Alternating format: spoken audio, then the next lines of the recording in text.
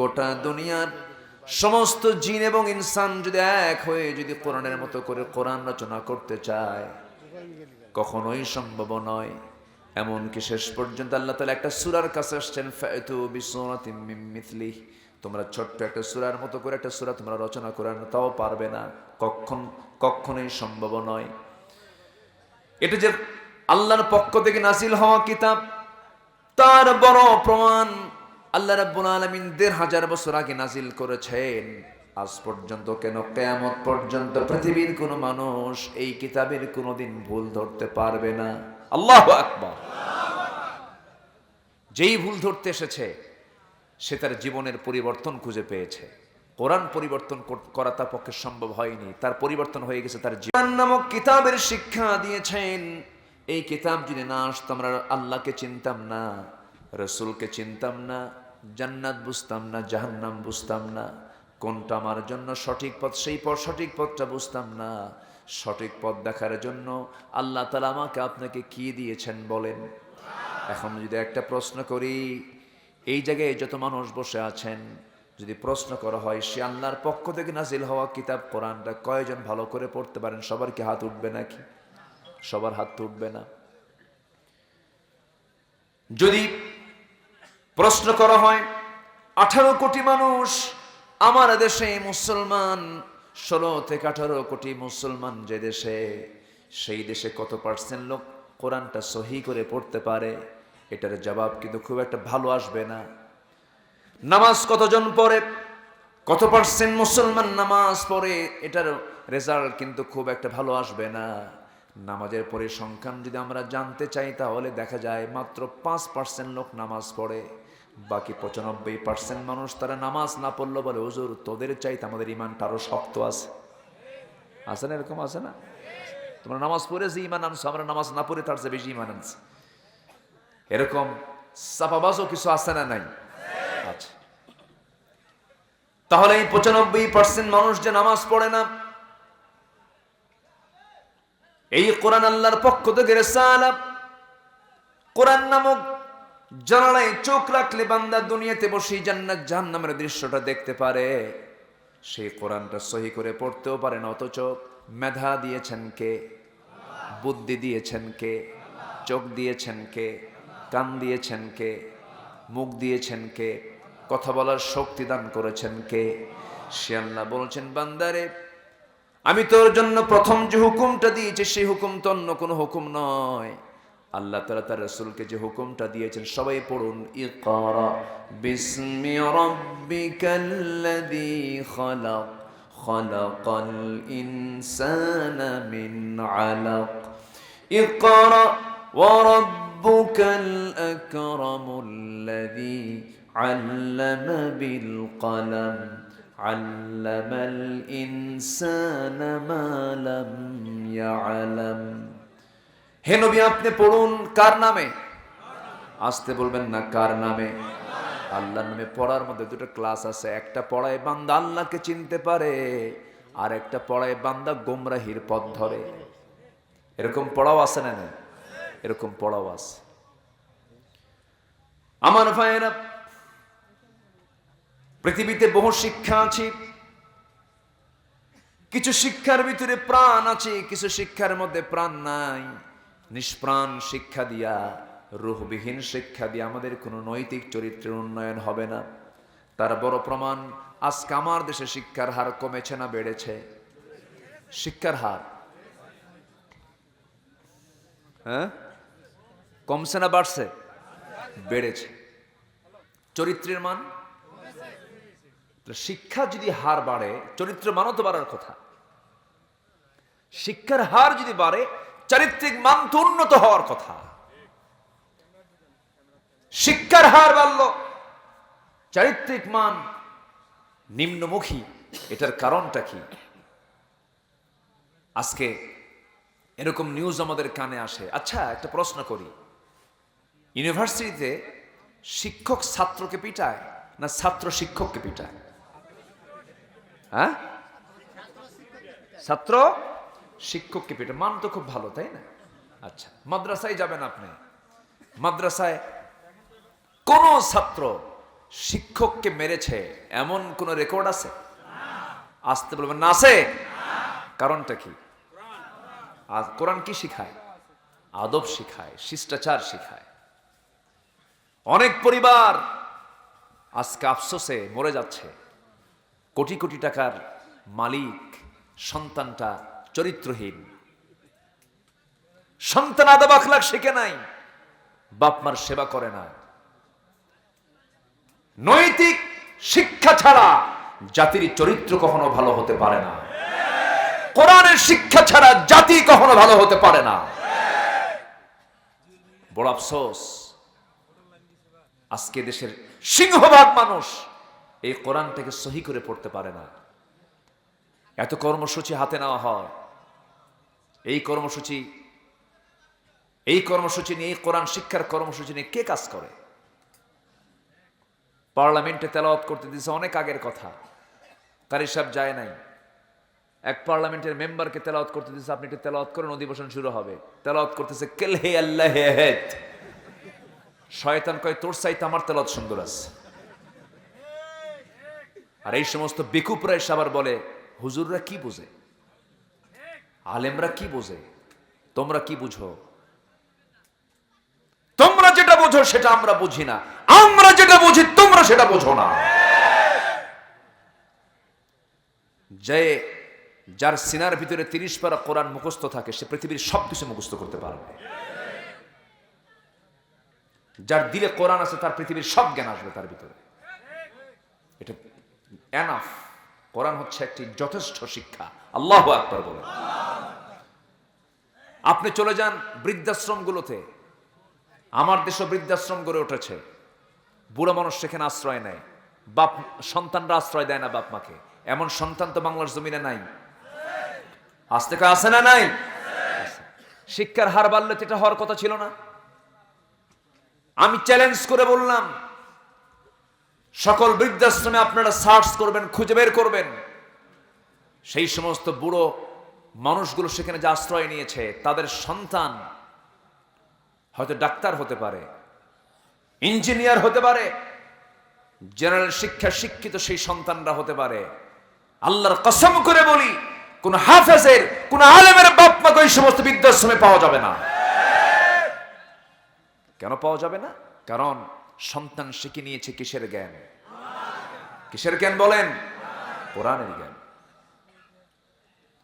সম্মানিত ভাইয়েরা, সম্মানিত বন্ধুগণ, আমার নবী যে যুগে আমার নবীর জন্ম হয়েছিল, সেই যুগটা কি খুব ভালো যুগ না অন্ধকার যুগ? শুধু অন্ধকার না, ঘন অন্ধকার। ঘন অন্ধকার, বর্বরতার যুগ। যে যুগে সৎ মাকে ছেলে বিয়ে করত,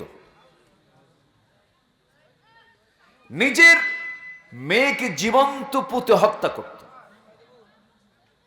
মা ডেলিভারি হবে, গর্তের কিনারে গিয়ে বসতো।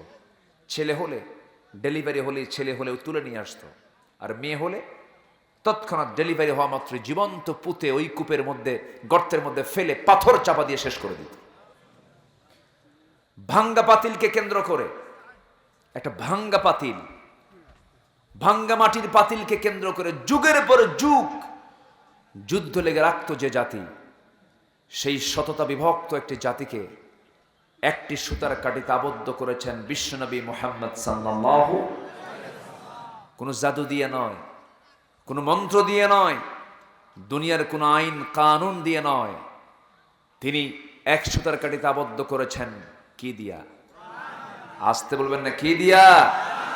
আজকে মাহফিলটা হচ্ছে যে সংগঠনের নামে, তার নাম কি জানেন? বলুন তো কি? হিলফুল ফুজুল। এই হিলফুল ফুজুল নাম দিয়েছেন প্রথম মুহাম্মদ সাল্লাল্লাহু আলাইহি ওয়াসাল্লাম। তিনি নবুয়ত পাওয়ার আগে এই হিলফুল ফুজুল নামক একটা সংগঠন গড়েছিলেন। চেষ্টা করেছেন সমাজটাকে সুদ মুক্ত করতে, জেনা মুক্ত করতে। ওরা এত জঘন্য ছিল যে আল্লাহর ঘর কাবা, সেই কাবার চতুর্পার্শ্বে তারা তোয়াফ করত উলঙ্গ হয়ে। কি হয়ে? উলঙ্গ হয়ে। এতটাই নোংরা এবং নিচু জঘন্য জাতির এই ভিতরে জন্ম নিয়েছেন মুহাম্মদ সাল্লাল্লাহু আলাইহি ওয়াসাল্লাম। আমার নবীজির হায়াত ছিল 63 বছর 9 ঘন্টা। এর মধ্যে নবুয়ত পেতে লাগছে তার যখন তার বয়স পূর্ণ হয়েছিল 40 বছর। কত বছর? 40 বছর। এই 40 বছরে আমার নবীজি বসে থাকেন নাই তো, হিলফুল ফুজুল গঠন করলেন। কিন্তু হিলফুল ফুজুল গঠন করেও কোনো কাজ হলো না। চেষ্টা করলেন, চতুর্দিকে কোনো কাজ হলো না। 5টা বছর তিনি জেবেলে নূরে গিয়ে, গারে হেরায় গিয়ে 5টা বছর তিনি ধ্যানমগ্ন থাকলেন। আল্লাহর পক্ষ থেকে সেই ফেরেশতা আমার নবীর কাছে আসলেন, যে ফেরেশতা ইতিপূর্বে সকল পয়গম্বরদের মাঝে এসেছিলেন। জিবরাইল আমিন এসে ওহী নাজিল করলেন। আমার নবীজি যে নবুয়ত পেয়েছেন, এটা কি ইলেকশন করে না সিলেকশন করে? হ্যাঁ, ইলেকশন না সিলেকশন? সিলেকশন। এটি ইলেকশনে হওয়া আসে না, এটা নির্বাচন দেওয়া হবে না। নবী আল্লাহ তাআলা নির্বাচিত করেছেন।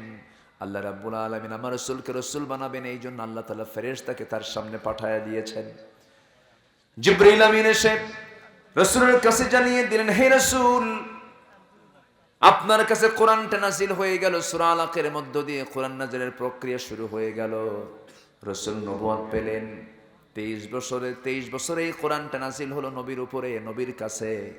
কোরআনটা আসার সঙ্গে সঙ্গেই আমার নবীজি নবুয়ত পাওয়ার আগে কোনো কাজে সফল হতে পারেন নাই, কারণ তার কাছে কোরআন ছিল না।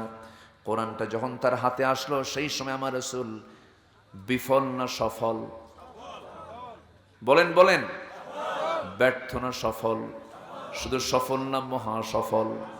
মহা সফল। এখান থেকে একটা বিষয় প্রমাণ হয়ে গেল যে নবীর মুখ থেকে অযাচিত কোনো কথা বের হয় নাই, একটা মিথ্যা কথা বের হয় নাই। যিনি কোনোদিন ওজনে কম দেন নাই, কাউকে ঠকান নাই, কারোর সঙ্গে মিথ্যা ওয়াদাও করেন নাই। যার কাছে বিধবা আশ্রয় পেত, ইতিম আশ্রয় পেত, অসহায়দের মাঝে আমার নবীজি দাঁড়িয়ে যেতেন। বিশ্বনবীর কাছ থেকে কেউ ফেরত গেছে এমন কোনো রেকর্ড নাই। আমার নবীজি মানবতার রাসূল ছিলেন। সেই রাসূল পর্যন্ত তার এই উন্নত চরিত্র দিয়ে কোরআন নাজিলের আগ পর্যন্ত অনেক চেষ্টা করেও তিনি ব্যর্থ হলেন, তিনি পারেন নাই। সেই রাসূলের সামনে যখন কোরআনটা নাজিল হয়েছে, তখন তিনি সফল হয়ে গেলেন।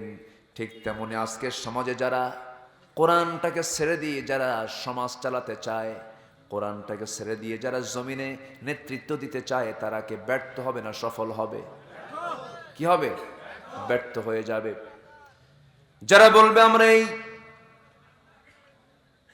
এই ম্যানিফেস্টো নিয়ে তোমাদের কাছে এসেছি, এই বিধান নিয়ে তোমাদের সামনে এসেছি, তোমরা আমাদেরকে সমর্থন দাও, সমাজটাকে সকল প্রকার শোষণ মুক্ত করব, সমাজটাকে দুর্নীতি মুক্ত করব, হাজারো বুলি দিলেও কোনো কাজ হবে না, কারণ সে কোরআন দিয়ে সমাজটাকে চালাতে চায় না। যে কোরআন ছাড়া রাসূল পর্যন্ত পারেন নাই সমাজটাকে সুন্দর সমাজে রূপান্তর করতে, তুমি কোন সাতামাতা তুমিও পারবে না, কারণ কোরআন ছাড়া সমাজকে কখনো ভালো করা যাবে না। যারা বলে আসো আমাদের দলে চলে আসো, আমরা সুন্দর একটি সমাজ উপহার দেব, যারা কোরআন ছাড়া সমাজকে সুন্দর করতে চায়, তারা শুধু প্রতারক নয়, বড় ভণ্ড ধান্দাবাজ, ঠিক কিনা? তাই তো দেখে আসতেছি আমরা। কোরআন আছে যেখানে, বলেন কোরআন আছে যেখানে, আমরা আছে সেখানে। আবার ওরা বলে আমরাও তো কোরআন পড়ি, আমরাও কোরআন বুঝি, আমরা কি বুঝি না? ওরা বোঝো এই কানার মতো। এক কানা গেছে মসজিদে নামাজ পড়তে যাওয়ার পর মাগরিবের আজানের আগ দিয়ে ইমাম সাহেবের সঙ্গে কথা চলছিল। কথা চলতে চলতে হঠাৎ করে বাক বিতণ্ডা, প্রচন্ড ঝগড়া।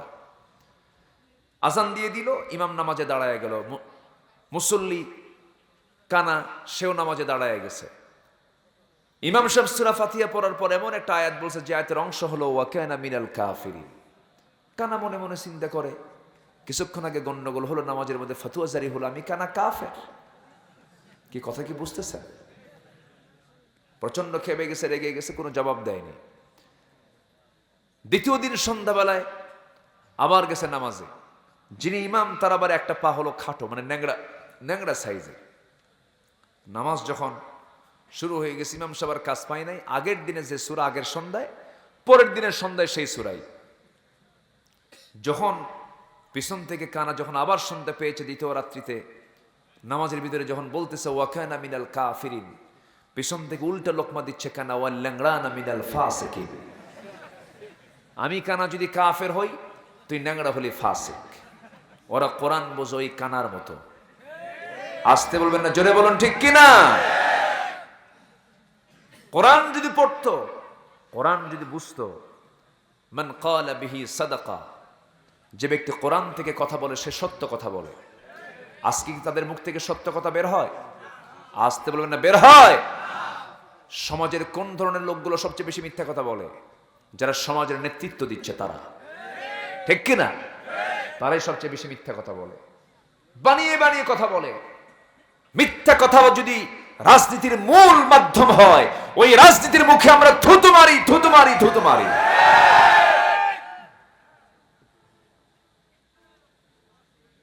সত্যের পথে রাজনীতি করেছেন মুহাম্মদ সাল্লাল্লাহু আলাইহি ওয়াসাল্লাম। ইসলামে রাজনীতি আছে না নাই? রাজনীতির কথা শুনলে অনেকের গায়ে জ্বালা পোড়া করে। বলে হুজুর আপনি মসজিদ চালাবেন, মাদ্রাসা চালাবেন, ব্যবসা করবো আমরা, কমার্শিয়াল আমরা চিন্তা করব, কমার্স নিয়ে আমরা চিন্তা করব, পলিটিক্স আমরা দেখব। মানে ওরা চোর, ওরা কমার্স দেখবে আর পলিটিক্স দেখবে, আর আমরা যা দোয়া করে দেব। এরকম হুজুরও কিন্তু কিছু আছে। আসতে বলবেন না, আছে না নাই? দোয়া করে। একজন এসে বলে হুজুর একটু দোয়া করতে হবে। কোথায়? মদের ফ্যাক্টরি।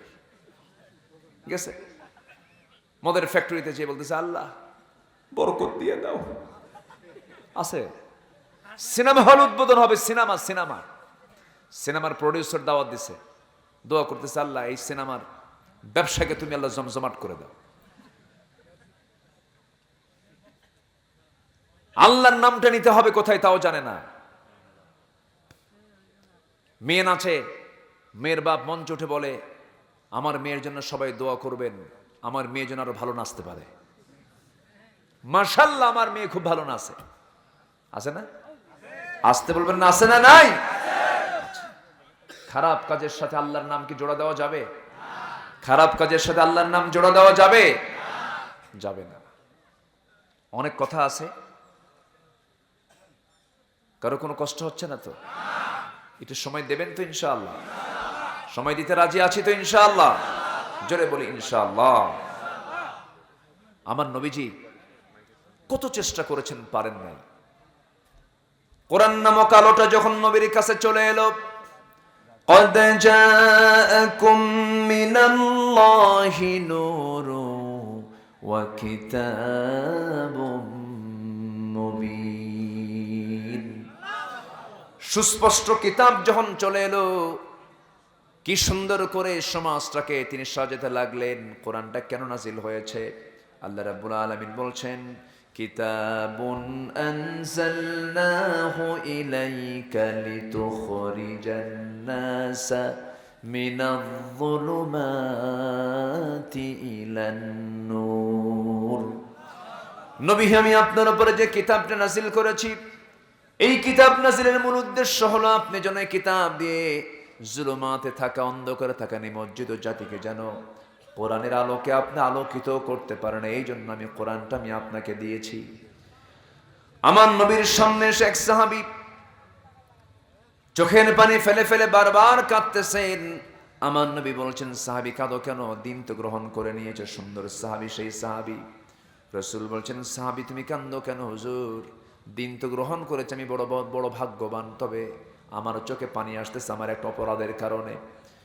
কি অপরাধ তুমি করেছো বলো? এবার বলছে হুজুর এত বড় অপরাধ করেছি, বারবার সে অপরাধের কথা মনে হচ্ছে।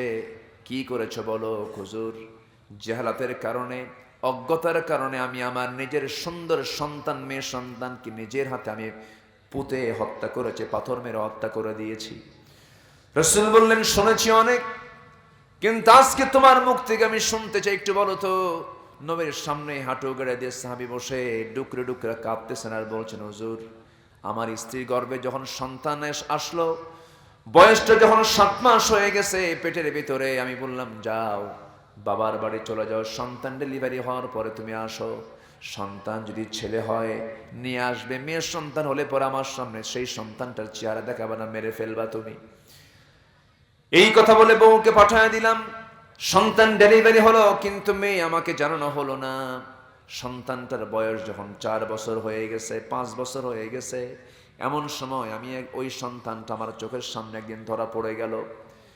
সন্তানটার চোখের সাথে আমার মিল, ভ্রুর সঙ্গে আমার মিল, হাত পার সঙ্গে আমার মিল, আমার মতোই মাথার চুল, অনেক সুন্দর চেহারা হুজুর। সন্তানটাকে ধরে আমার বউয়ের সামনে নিয়ে গিয়ে বলছি, বউ সত্যি করে বলো তো এই সন্তানটা কার? আমার স্ত্রী বলছেন, আপনার সন্তান, আমার সন্তানকে আমি আর কত গোপন করব, কিন্তু আপনার অজান্তে সন্তানটাকে এই জন্য বড় করেছে, আপনি তো তাকে মেরেই ফেলবেন, এই জন্য আমি আপনাকে বলি নাই। কিচ্ছু বললাম না, প্রচন্ড খেপে গেলাম, রেগে গেলাম, প্রকাশ করলাম না। সন্তানটাকে অভিনয় করে পরের দিন বুকের মধ্যে, কোলের মধ্যে উঠায় নিয়ে বললাম, মা আমি তোমাকে দারুণ ভালোবাসি, আমি তোমাকে তোমার নানির বাড়িতে আজকে নিয়ে যাব, তুমি যাবে নাকি? মেয়েটা দারুণ খুশি হয়ে বলছে, আম্মা আমার আব্বাকে তুমি আগে কেন চিনায় দাও নাই, আমার আব্বার মতো তো আব্বাই হয় না। দারুণ খুশি সন্তান, বাবার কপালে চুমা খায়, বুকে চুমা খায়, আদর করে, মোহাব্বত করে, কিন্তু বাবার ভিতরে যে এত পাষাণ হৃদয় আছে হুজুর, এই চিন্তা তো আমার মেয়ের মধ্যে ছিল না। আমার মেয়েটাকে সাজগোজ করে যখন আমার হাতে তুলে দেওয়া হলো, মেয়েটাকে নিয়ে রাস্তার দিকে না গিয়ে জঙ্গলের দিকে রওনা করলাম। মেয়েটার মুখ ছোট হয়ে গেছে, মেয়েটা বলছে, বাবা এই দিকে তো নানির বাড়ি নাই, তুমি এই দিকে যাও কেন? কোনো কথা বললাম না। জঙ্গলটা পার হয়ে গেলাম, দ্বিপ্রহর দুপুর বেলা। এমন সময় আমি সামনে একটা কোদাল নিয়ে গর্ত খনন শুরু করে দিয়েছি। প্রচন্ড গরম, আমার ঘামগুলো শরীর থেকে ঝরতেছিল। মেয়েটা বারবার বলে, বাবা নানার বাড়িতে তুমি কি যাবা না, তুমি এখানে গর্ত খনন কেন করো? মেয়েটা বারবার আমাকে প্রশ্ন করে। এক পর্যায়ে লক্ষ্য করে দেখলাম, আমি যখন গর্ত খনন করছিলাম ঘামগুলো ঝরতেছিল শরীর থেকে, গামছা দিয়া সেই মেয়েটা আমার ঘামগুলো বারবার মুছে দিচ্ছে। এবং কোদাল মারতে মারতে কিছু বালু এসে, ময়লা এসে, মাটি এসে দাড়িতে ঢুকে যায়। ছোট্ট ছোট্ট হাত দিয়ে খিলাল করে করে আমার দাড়ি থেকে সে মাটিগুলো মুছে মুছে দিচ্ছে, ফেলে ফেলে দিচ্ছে। গর্ত খনন শেষ হয়ে গেল হুজুর। মেয়েটাকে বললাম, মা দেখো তো গর্ত খননটা কেমন হয়েছে। এমন সূক্ষ্মভাবে অভিনয় করলাম হুজুর, আমার মেয়েটা মুস্কি হাসি দিয়েছে, সেই মুস্কি হাসির কথা এখনো ভুলতে পারছি না হুজুর। মুস্কি হাসি মেরে সরল মন নিয়া গর্তের কাছাকাছি গিয়া উকি মেরে যখন গর্ত খনন গুলো দেখতেছিল, আমি পিছন দিকে চট করে চলে আসলাম। চক্ষু বন্ধ করে পিছন দিক থেকে একটা জোরে ধাক্কা মারলাম। এক ধাক্কায় গর্তের মধ্যে পড়ে গিয়ে উপর হয়ে এবার চিত হয়ে দুইটা হাত এক জায়গায় করে বলছে, বাবা বুঝতে পেরেছি আমার মার কথাই সত্যি, তুমি আজকে এই জায়গায় কেন এনেছো, কি জন্য এনেছো? মা অনেক গল্প শুনিয়েছেন, আমাকে তুমি আজকে মেরে ফেলার জন্য এখানে নিয়ে এসেছো, আমাকে তুমি মেরে ফেলবে আমি জানি, কিন্তু বাবা তোমার কাছে আমার শেষ একটা আবদার, আমি তোমার কাছে প্রাণ ভিক্ষা চাই বাবা, একটা বারের জন্য আমাকে একটু আমার জীবনটা বাঁচায় দাও বাবা, আমি বাঁচতে চাই, প্রয়োজনে ভিক্ষা করে খাবো, তোমার সামনে আমার চেহারা আমি দেখাবো না, কোনোদিন তোমাদের সামনে আমি আসবো না। আমার কোমল হৃদয়ে কোনো ভালোবাসার দাগ কাটলো না হুজুর। বড় ওজনের পাথর নিয়ে আসলাম, বড় ওজনের পাথর নিয়ে এসে তার কলিজা বরাবর, বুক বরাবর মেরে দিলাম। এমন জায়গা থানলাম, ফিনকি দিয়ে রক্ত বের হয়ে গেল। মাটি চাপা দিয়া, পাথর চাপা দিয়া জনমের মতো দুনিয়া থেকে বিদায় করে দিলাম। হুজুর এত বড় অপরাধ করেছে আমি জাহেলিয়াতের যুগে, আমি তো দিন গ্রহণ করেছি, আমার মনে হয় এই গুনাহটা আল্লাহ তাআলা আমার মাফ করবেন না, এই জন্য আমি কাঁদতেছি। আমার নবীজি এই কথাগুলো শুনলেন, বড় আফসোস করলেন। আমার নবীজির চক্ষু অশ্রু পূর্ণ হয়ে গেছে। এরপরে বলছেন, ও দাহিয়ে কলবি সাহাবী, তুমি যে অপরাধটা করেছো, ইসলাম যে গ্রহণ করেছো, এত বড় অপরাধটা আল্লাহ তাআলা তোমার জীবন থেকে মাইনাস করে দিয়েছেন, মাফ করে দিয়েছেন। আমার মা, আমার ভাই, সেই যুগে মানুষ এত নোংরা, এত জঘন্য ছিল, সেই যুগের মানুষগুলো এত ভালো হলো কেন? অন্য কিছু ধরনের কোরআন দিয়ে। এই জন্য কোরআনটা আমরা জীবনের এক জায়গায় মানবো না, সব জায়গায় মানবো, এক জায়গায় মানবো না, সব জায়গায় মানবো। কোরআন নাযিল করেছেন কে? তিনি কে? সে আল্লাহ কি ছোট না বড়? তার কিতাবের কথাগুলো ছোট না বড়? সে আল্লাহ রাব্বুল আলামিন যিনি আকাশ বানিয়েছেন, যিনি জমিন বানিয়েছেন, যার হাতে গোটা পৃথিবী রাজত্ব। আল্লাহ রাব্বুল আলামিন সূরা মুলকের শুরুতে বলছেন, মূল তেলাওয়াতের দিকে, আয়াতের দিকে চলে যাচ্ছি আমরা। যারা পারেন ঠোঁট মিলিয়ে বলুন, তাবারাকাল্লাযী বিয়াদিহিল মুলকু ওয়া হুয়া আলা কুল্লি শাইইন কাদির। অতীব বরকতময় সেই মহান প্রভু, যার হাতে গোটা পৃথিবীর রাজত্ব। গোটা পৃথিবীর রাজত্ব কার হাতে? আসতে বলবেন না, কার হাতে? আকাশ চালান কে? জমিন চালান কে? সূর্য চালান কে? সূর্যকে এমনি এমনি চলে না, জ্বালানির তো দরকার হয়। সে জ্বালানি কে দেন? আসতে বলবেন না, কে দেন? আল্লাহ দেন। এমন সুন্দর করে আকাশ বানিয়েছেন যার কোনো খুঁটি নাই। এমন সুন্দর করে সূর্য বানিয়েছেন যা জ্বলার জন্য পৃথিবীর কোনো মানুষকে দায়িত্ব দেন নাই, নিজেই সব কিছু চালান। আল্লাহ কত বড়, সবার উপরে কে আছেন? আসতে বলবেন না, কে? এটা সূরার নামই আছে সূরাতুল আ'লা। সূরাতুল আ'লা। যারা পারেন ঠোঁট মিলিয়ে বলুন, সাব্বিহিসমা রাব্বিকাল আ'লা আল্লাযী খালাকা ফাসাওয়া ওয়াল্লাযী কদ্দারা ফাহাদা ওয়াল্লাযী আখরাজাল মারআ فجعله غثاء أحوى। জোরে বলুন আল্লাহু আকবার। তোমরা তোমাদের পবিত্রতা ঘোষণা করো সেই মহান রবের, যিনি সবার উপরে। সবার উপরে কে? আসমান কয়টা? দেখি একটা আছে, কয়টা? সাবআ সামাওয়াত। সাতটা আসমান সৃষ্টি করেছেন কে? আল্লাহ তাআলা। এই ৭ আসমানের উপরে হলো আমার আল্লাহ তাআলার আরশ। সে আরশ আজিম আল্লাহ তাআলা সমাসীন আছেন। তিনি কত বড়, সবার উপরে তিনি। আমরা যে জায়গায় বসে আছি, এই পৃথিবীর এই জায়গায় যে আমরা বসে আছি, নীলফামারীর কি এলাকা? মুর্শিদুলিয়ার এই স্কুল মাঠে আমরা বসে আছি। এই জায়গা থেকে সোজা আমরা উপরের দিকে তাকাবো, হয়তোবা চাঁদের রাত্রিতে চাঁদটা দেখতে পাবো, তারকা কিছু দেখতে পাবো, বিশাল নীলাকাশ দেখতে পাবো। দিনের বেলা সূর্য দেখতে পাই, এই সূর্যের উপরে নীলাকাশ দেখতে পাই, মেঘখণ্ড দেখতে পাই। কিন্তু এই আকাশ কি শেষ আকাশ নাকি? আরো আকাশ আছে না নাই? আসতে বলবেন না, আছে না নাই? আল্লাহ রাব্বুল আলামিন বলছেন, ও বান্দা, তুমি আমার পরিচয়টাকে জানার চেষ্টা করো। আমার আল্লাহ তাআলা সবচেয়ে বেশি খুশি হন 114 সূরার মধ্যে সেই সূরাটা পড়লে পরে, যে সূরাটা উচ্চারণে খুবই সহজ, সবচেয়ে ছোট্ট সূরা। এই সূরাটা যখন কোনো বান্দা পড়ে, আমার আল্লাহ তাআলা সবচেয়ে বেশি খুশি হয়ে গোটা কোরআন খতমের সমান সব তার আমলনামায় দিয়ে দেন। ওই ছোট্ট সূরার ভিতরে আল্লাহর পরিচয় টোটালি আছে। যারা পারেন আওয়াজ দিয়ে দিয়ে বলেন, কুল হুয়াল্লাহু আহাদুনিল্লাহুস সামাদ لم يلد ولم يولد ولم يكن له كفوا أحد। জোরে বলি আল্লাহু আকবার। আমার আয়াতুল কুরসির দাম এত কেন? ওই আয়াতুল কুরসির ভিতরে 9টা বাক্য মিলে একটা আয়াত। সূরা বাকারার মধ্যে এই আয়াতটা আল্লাহ তাআলা তুলে ধরেছেন। যারা পারেন, আল্লাহু লা ইলাহা ইল্লা হুয়াল حي القيوم لا تأخذه سنة ولا نوم له ما في السماوات وما في الأرض من ذا الذي يشفع عنده إلا بإذنه يعلم ما بين أيديهم وما خلفهم ولا يحيطون بشيء من علمه إلا بما شاء وسع كرسيه السماوات والأرض ولا يؤوده حفظهما وهو العظيم। জোরে বলুন আল্লাহু আকবার। এই আয়াতের মধ্যে কার পরিচয়? সূরা ইখলাসের মধ্যে কার পরিচয়? যদি কোনো বান্দা সূরা ইখলাস পর 3টা বার পরে রাতের বেলা ঘুমিয়ে পড়ে, গোটা কোরআন খতমের সমান আল্লাহ পাক তার আমলনামায় দিয়ে দেন। সে আল্লাহ তাআলা কত দূরে দেখেন।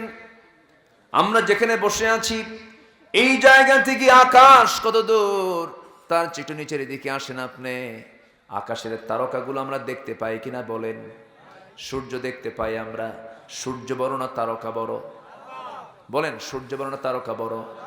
দেখতে দেখতে ছোট। ছোট কেন? কারণ সে তারকা আছে কাছে না দূরে? যেটা এই বড় জিনিস দূরে যায় তখন কি হয়? ছোট হয়ে যায়। এই তারকাগুলো এত বড়। একটু ডিপ মনোযোগ দিয়ে শোনেন সবাই। এই পৃথিবী থেকে 13 লক্ষ গুণ বড় হলো সূর্য। সূর্যের চাইতে কিছু তারকা আছে, সুপার নোভা নামে একটা তারকা আছে, আড্ডা নামে তারকা আছে। এই সমস্ত তারকাগুলো এত বড়, এত বড়। আল্লাহ তাআলা ব্যাটেল জুইস নামে একটা তারকা আছে, যে তারকাটা এই সূর্য থেকে 30 কোটি গুণ বড়। জোরে কোন আল্লাহু আকবার। 30 থেকে 33 কোটি গুণ বড়। একটা দুইটা তারকা নয়, অসংখ্য তারকা আল্লাহ রাব্বুল আলামিন মহাশূন্যে ঝুলিয়ে রেখেছেন, ব্ল্যাক হোল রেখেছেন, সেখানে গ্যালাক্সি রেখে দিয়েছেন। এক একটা গ্যালাক্সির মধ্যে কোটি কোটি তারকা আল্লাহ তাআলা সেট করে দিয়েছেন। আমার বন্ধুগণ, এত বড় বিশাল তারকা এই পৃথিবীর চাইতে কত গুণ বড়, কে বানিয়ে রেখেছেন? আসতে বলবেন না, কে বানিয়ে রেখেছেন? সে আল্লাহ তাআলা আসমানের পরিচয়, আসমানের সৌন্দর্য তুলে ধরতে গিয়ে সূরা মুলকের মধ্যে একটু পিছনের দিকে বলছেন, ওয়ালাকাদ যায়্যানাস সামাআদ দুনিয়া বিমাসাবিহা ওয়াজআলনাহা রুজুমান লিশ-শায়াতিন ওয়া আ'তাদনা লাহুম আযাবাস সাঈর। জোরে বলুন আল্লাহু আকবার। আমি আসমানকে অসংখ্য তারকা দিয়ে সুসজ্জিত করেছি। এত সুন্দর করে আসমানটাকে আল্লাহ রাব্বুল আলামিন সাজিয়েছেন। আসমানের দিকে তাকালে টের পাওয়া যায় আল্লাহ রাব্বুল আলামিন বলছেন, বান্দা আমি কত দূর, দেখেন আল্লাহ তাআলা কত দূরে তিনি আছেন। তবে আল্লাহর ইলম সব জায়গায় আছে না নাই বলেন? আছে। আল্লাহর আরশ আজিমটা কত দূর। আমরা যেখানে বসে আছি এই জায়গা থেকে এই দুনিয়ার মানুষ চাঁদের দেশে বেড়াতে গেছে, সফর করেছে, চাঁদের দেশ দেখে এসেছে, মঙ্গল গ্রহ দেখে এসেছে। যদি কেউ শখ করে একটু তারকার দেশ দেখতে যাব, পৃথিবীর সবচেয়ে নিকটবর্তী তারকা, সেই নিকটবর্তী তারকার দেশে যদি কেউ যেতে চায়, এই পৃথিবী থেকে যদি কেউ রওনা দিতে চায়, দুনিয়ার কোনো নরমাল যানবাহন দিয়ে হবে না, কোনো বিমান দিয়ে হবে না। সেই জায়গায় যেতে হলে নভোযানে চড়তে হবে। পৃথিবীর সবচেয়ে দ্রুতগামী নভোযান হচ্ছে এই দুনিয়াতে এখন আছে। সেই নভোযানটাতে যদি কেউ চড়তে চায়, তার গতি হলো ঘন্টায় 39,000 কিলোমিটার। ঘন্টায় 39,000 কিলোমিটার। এই গতিবেগে যদি কেউ সেই নভোযানে চড়ে যদি রওনা দিতে চায়, পৃথিবীর সবচেয়ে নিকটবর্তী যেই তারকা, সেই তারকার দেশে যেতে সময় লেগে যাবে 1,15,000 বছর মাত্র। যাবেন কারা কারা? হাত তোলেন। হ্যাঁ, সম্ভব? আসতে কর, সম্ভব? কেমনে যাবেন আপনি? আমি শুধু মহাশূন্যের কথা বললাম। প্রথম আকাশ আছে, দ্বিতীয় আকাশ আছে, তৃতীয় আকাশ আছে, এরপরে আবার সেখানে মহাশূন্য আছে, 7টা আকাশ। অথচ আল্লাহ রাব্বুল আলামিন আমার হাবিবকে, আমার রাসূলকে আল্লাহ তাআলা তার মেহমান করেছেন আরশ আজিমের। এই 7টা আসমান পেরিয়ে আরশ আজিমের মেহমান বানায়েছেন। জোরে বলে সুবহানাল্লাহ। আল্লাহ বলছেন, আমার রাজত্ব কত বড় দেখো, আমি কত বড় রব, গোটা পৃথিবীর রাজত্ব আমার হাতের মুঠায়। জোরে কান সুবহানাল্লাহ। সকল ক্ষমতা কার? আসতে বলবেন না কার? আর সেই আসমানের নিচে জমিনের উপরে একটা ক্ষুদ্র সৃষ্টি হলো, মাখলুক হলো মানুষ। সেই মানুষের প্রাউড দেখেন, অহংকার দেখেন। ক্ষমতার অহংকার আছে না নাই? টাকার অহংকার আছে না নাই? চেহারার অহংকার আছে না নাই? ক্ষমতা পাইলে পরে কাউকে বাদনাম দেয় না, আছে না নাই? আচ্ছা, চেহারার বড়াই দিয়ে কি করবেন? চেহারা দিয়ে সবকিছু হয় না। চেহারা দিয়ে সবকিছু হয় না। মুহূর্তের মধ্যে আল্লাহ তাআলা আপনাকে স্কিন ক্যান্সার দিতে পারেন, শেষ হয়ে যাবেন আপনি। চেহারা দিয়ে যদি সবকিছু হতো, চেহারা দিয়ে সবকিছু হয় না। অনেকে ভাবে আমার সুন্দর চেহারা না। কে বলেছে সুন্দর চেহারা নয়? সবার চেহারাই সুন্দর। যেরকম সুবহানাল্লাহ। সুন্দর চেহারা দিয়ে যদি সবকিছু হতো, আপনি চিত্র জগতের নায়িকাদের দিকে তাকায় দেখেন, কারো জীবনের সুখ নাই। আমি কি ভুল বলছি? চেহারার সৌন্দর্য দিয়ে আপনি কি করবেন? সম্পদ দিয়ে যদি সুখটা আসতো, সম্পদ দিয়ে যদি প্রকৃত সুখ হতো, আনন্দ হতো, গোটা পৃথিবীর সবচেয়ে ধনী মানুষ হলো বিল গেটস, আমেরিকার। এই বিল গেটসের বউ আছে নাকি? কই গেছে? সারাসারি। তাহলে এত টাকা হওয়ার পরও বউটা থাকলো না, সুখ দেওয়ার মালিককে। তাহলে বোঝা গেল টাকা দিয়ে লাভ নাই, চেহারা দিয়ে লাভ নাই, লাভ হলো ইমান দিয়ে। লাভ কি? আর যদি লাভ কি বলেন? ইমান দিয়ে। আমার বন্ধুগণ, খেয়াল রাখবেন, তিনটা জিনিস যার মধ্যে থেকে যাবে সে ধ্বংসের দিকে চলে যাবে। তিনটা জিনিস কখনো আমাদের মধ্যে আনা যাবে না। নাম্বার হলো 1 অহংকার। নাম্বার 1 কি? অহংকার। অহংকার যে করবে সে ধ্বংসের দিকে চলে যাবে। অহংকারে ব্যক্তিকে মাটি পর্যন্ত মাটি পর্যন্ত তাকে পছন্দ করে না। তার বড় প্রমাণ হলো ফেরাউন মরে গেছে, কিন্তু ফেরাউনের লাশ কি মাটি গ্রহণ করছে নাকি? মাটি গ্রহণ করছে? আছে কই? মাটি ওকে নেয় নাই, পানি ওকে নেয় নাই, কেউ তাকে গ্রহণ করে নাই।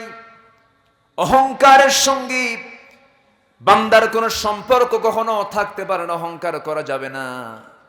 2 টাকার মালিক হয়েছে, অহংকার জমিনে পায়ে ফেলে না। একটু ক্ষমতা পাইছে, চেয়ার পাইছে, খালি হ্যালো, খালি থানায় মারে, ফোন মারে, থানায় ফোন মারে। আসে না নাই বলেন? এই ক্ষমতা টিকবে না তোমার। এই ক্ষমতা একদিন শেষ হয়ে যাবে। এই যৌবন তোমার হারিয়ে যাবে। অহংকার করা যাবে না। আল্লাহ রাব্বুল আলামিন অহংকার না করার জন্য বহু জায়গায় বহু কথা বলেছেন। এক জায়গায় বলছেন, লা তামশি ফিল আরদি মারাহান ইন্নাকা লান তাখরিকাল আরদা ওয়া লান তাবলুগাল জিবালা তুলা। অহংকার করো না। অহংকারে তুমি জমিনকে ডাবিয়ে দিতে পারবে না, পাহাড়ের চেয়ে উঁচু হতে পারবে না, 1 ইঞ্চি উঁচু হতে পারবে না। তোমার অহংকার করে লাভ কি? অহংকার করার যোগ্যতা একমাত্র কার? তাবারাকাল্লাযী বিয়াদিহিল মুলক ওয়া হুয়া আলা কুল্লি শাইইন কাদির। জোরে বলুন আল্লাহু আকবার। একজন নবীর কথা মনে হলো এই মুহূর্তে। অহংকারটা কি জিনিস দেখেন। 3টা জিনিস ধ্বংসের কারণ। কয়টা জিনিস বলেন? কয়টা বলেছি? আরো আছে কয়টা? একটু মনোযোগ দিয়ে কথাগুলো শোনেন। আমি কি শেষ করে দেব? চালাবো সারা রাত থাকবেন? ফজর নামাজ না পড়লেও সমস্যা নাই। হ্যাঁ, নামাজ পড়তে হবে। নামাজ পড়তে রাজি আছি তো সবাই ইনশাআল্লাহ? নামাজ কয় ওয়াক্ত? আমার দেশে আবার ওয়াজ শুনতে খুব মজা পায় অনেকে, কিন্তু নামাজ পড়তে গেলে হুজুর উজুর পানি ঠান্ডা, সমস্যা। প্যান্ট ঠিক নাই। যুবকদের মাঝে মাঝে রাস্তায় ধরি, পাই তো, এই চলো নামাজ পড়ি, খুঁজো, প্যান্ট ঠিক নাই। কি তুমি কি শিশু? পেশাব করছো? আছে না নাই? মাথার চুল, যুবকদের মাথার চুল দেখছেন না এখন? আজকে বিকেল বেলা আমি নামাজ পড়বো, এক ছেলে দেখি মাথার চুল এদিক দিয়ে কোথাও নাই, চামড়া বের করা, আর উপরে গোল করে থই দিছে কাউয়া কাটিং। কি কাটিং? কাউয়া কাটিং। তো বললাম, আব্বু তুমি এরকম করে চুল রাখছো কেন? হুজুর এই বিষয়টা আপনি বুঝবেন না, আপনাদের বয়স হয়ে গেছে, আপনি কি বুঝবেন? তাই এই বয়সের লোকেরা একমাত্র বুঝতে পারবে, আপনারা বুঝবেন না। পাশে থেকে আরেকজন আমার এক পরিচিত জননী বলতেছে, হুজুর ঠিকই কইছে, কারণ এই চুল কাটিংটা মেয়ের বাপরা পছন্দ করে না, কিন্তু মেয়ের মা এবং মেয়েরা খুব পছন্দ করে। এই যুবকরা খুব ঠিক ঠিক বলতেছে না? এখন মেয়েকে সন্তুষ্ট করার জন্য তো মেয়ের ডিজাইনটাই তো পছন্দ করতে হবে। যুবক, এগুলো নোংরামি বাদ দিতে হবে। বিয়ের আগে কোনো প্রেম নাই, কিন্তু এখন সমাজে বিয়ের আগে প্রেম না বিয়ের পরে প্রেম? বিয়ের আগে প্রেম করে শেষ, পরে বিয়ে শাদী করে খালি কিলেকিলি, খালি কি হয়? কিলেকি, লাভ নাই। আমি যুবকদের জন্য একটু কথা বলবো। আমি তো একজন নবীর কথা মনে হলো, যিনি খুব দামি নবী ছিলেন। আল্লাহ তাআলা তাকে খুব দাম দিয়েছেন, সম্মান দিয়েছেন। এবং এই কিতাব নাজিল হয়েছে আমার নবীর উপরে, কিন্তু ওই নবীর নামটা এই কিতাবে সবচেয়ে বেশি। তিনি কে বলেন তো? বলেন কে? মূসা। হ্যাঁ, আল্লাহ তাআলা মূসার নামটা সবচেয়ে বেশি নিয়েছেন কোরআনে কারীমের ভিতরে। জোরে বলে সুবহানাল্লাহ। ওয়া ইয কুলতুম ইয়া মূসা ওয়া মা তিলকা বিয়ামিনিকা ইয়া মূসা। মূসা ওয়া হারুন, এরকম করে আল্লাহ তাআলা বিভিন্ন জায়গায় তার নামটা। ইযহাব ইলা ফিরআউনা ইন্নাহু তাগা। ইযহাব, এখানে আল্লাহ তাআলা মূসাকে সম্বোধন করেছেন, হে মূসা তুমি চলে যাও ফেরাউনের কাছে, কারণ সে সীমা লঙ্ঘন করেছে। এরকম করে আল্লাহ তাআলা তার নামটা বহু জায়গায় নিয়েছেন।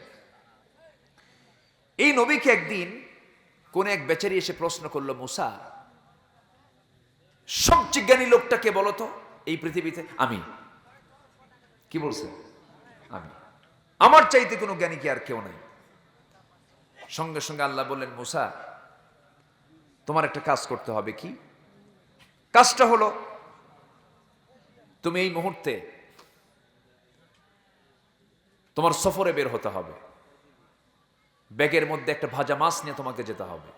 তো ভাজা মাছ নিয়ে তিনি রওনা করলেন এবং বলা হলো এই ভাজা মাছটা যে জায়গায় তোমার ব্যাগ থেকে তাজা হয়ে রওনা দেবে তুমি সেই দিক দিয়ে রওনা দিবা। ঠিক আছে আল্লাহ, কিন্তু ব্যাগটা কখন তাজা হয়ে বের হয়ে চলে গেছে উনি আর টের পান নাই। পরে ব্যাগে দেখে মাছ নাই, আবার ঘুরে ফিরে আবার পথটা তৈরি করে তিনি রওনা দিলেন। রওনা দিয়ে সামনে দেখতে পেলেন একজন আল্লাহর খুব পছন্দের একজন বান্দা, তার সঙ্গে সাক্ষাৎ হলো। মূসা আলাইহিস সালাম বললেন, আল্লাহ আমাকে পাঠিয়েছেন আপনার কাছে, আমি আপনার কাছে কিছুদিন সঙ্গ দিতে চাই, আপনি কি আমাকে সঙ্গ দিবেন? সে আল্লাহর পছন্দের গোলাম, বলছেন আপনি তো আল্লাহর পয়গম্বর, আপনি অনেক দামি মানুষ, কিন্তু আমার সঙ্গে চলতে গেলে একটু ধৈর্যের পরিচয় দিতে হবে। আমি যা করব শুধু আপনার দেখতে হবে, কোনো কথা বলা যাবে না। যদি এই শর্ত পূরণ করতে পারেন আপনি আমার সঙ্গে চলতে পারেন।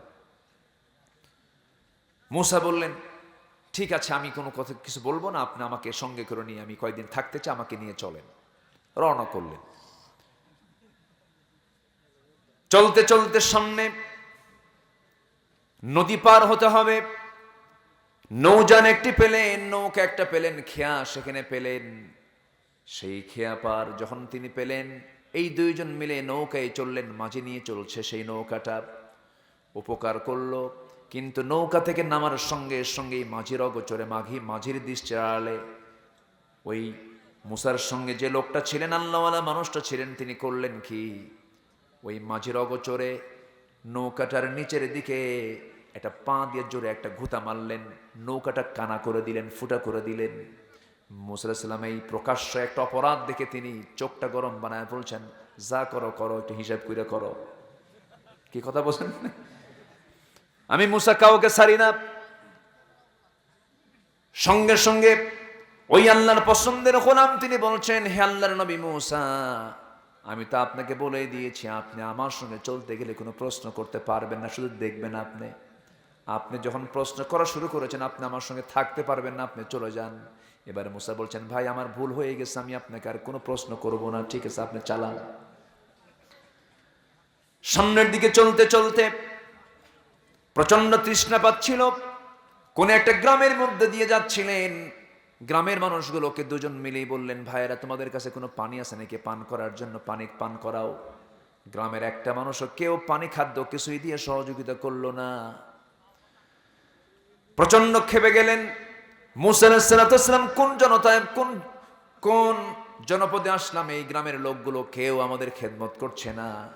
তার আগ দিয়ে, ওই গ্রামে ঢোকার আগ দিয়ে আরেকটা ঘটনা ঘটে গেছে। মূসা আলাইহিস সালাম ওই লোকটার সঙ্গে চলতেছিলেন, হঠাৎ করে সামনে একটা নাবালক সন্তান সামনে দাঁড়ায় গেছে। নাবালক সন্তানটাকে কাছে নিয়ে ওই আল্লাহর বান্দাটা করলেন কি, এক হাতে তার হাত চেপে ধরে ডান হাতে তার গাল বরাবর একটা থাপ্পড় হাঁকায়া দিলেন। এমন জোরে থাপ্পড় মেরেছেন, নাবালক ছোট্ট বাচ্চাটা থাপ্পড় খাওয়া সারা, মরে যাওয়া সারা। মূসা আলাইহিস সালাম মনে মনে চিন্তা করছেন, কিছুক্ষণ আগে নৌকা ফুটা করছে, এখন দেখি নাবালক বাচ্চারা থাপ্পড় মেরেও ফেলে, এত বড় অন্যায়কে সহ্য করা যায় নাকি? বলতেছে, এই আল্লাহর বান্দা সাবধানে কাজ করো। সঙ্গে সঙ্গে সেই আল্লাহর বান্দাটা বলছি, হে আল্লাহর পয়গম্বর মূসা, আমি তো আপনাকে বলে দিয়েছি আমি যা করব আপনি কোনো প্রশ্ন করতে পারবেন না, বুঝতে পারছি আপনি আমার সঙ্গে থাকতে পারবেন না। মূসা বলছেন ঠিক আছে, আমি আর বলতে যাব না। সামনে চলতে চলতে এমন গ্রাম পেলেন যে গ্রামে পানি চাইলে পানি পাওয়া যায় না, খাবার চাইলে খাবারও পাওয়া যায় না। সেই গ্রামের শেষ প্রান্তে যাওয়ার পথে মূসা আলাইহিস সালামের সঙ্গে সেই লোকটা এবার বলছেন, মূসা শোনো, এই যে একটা ভাঙ্গা প্রাচীর দেখা যায়, ভাঙ্গা প্রাচীরটা আমাদের দায়িত্ব হচ্ছে, ভাঙ্গা প্রাচীরটা আমরা ঠিক করে দেব। দেখো না ভাঙ্গা প্রাচীরটা পড়ে আছে, প্রাচীরটা আমরা দুজন মিলে ঠিক করে দেই।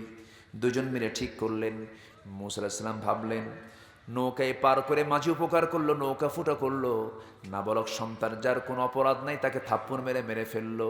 আর যে গ্রামের মানুষ পানি পান করায় না, খাওয়া দেয় না, আর সেই গ্রামের একটা ভাঙ্গা প্রাচীর সে ঠিক করে দিল।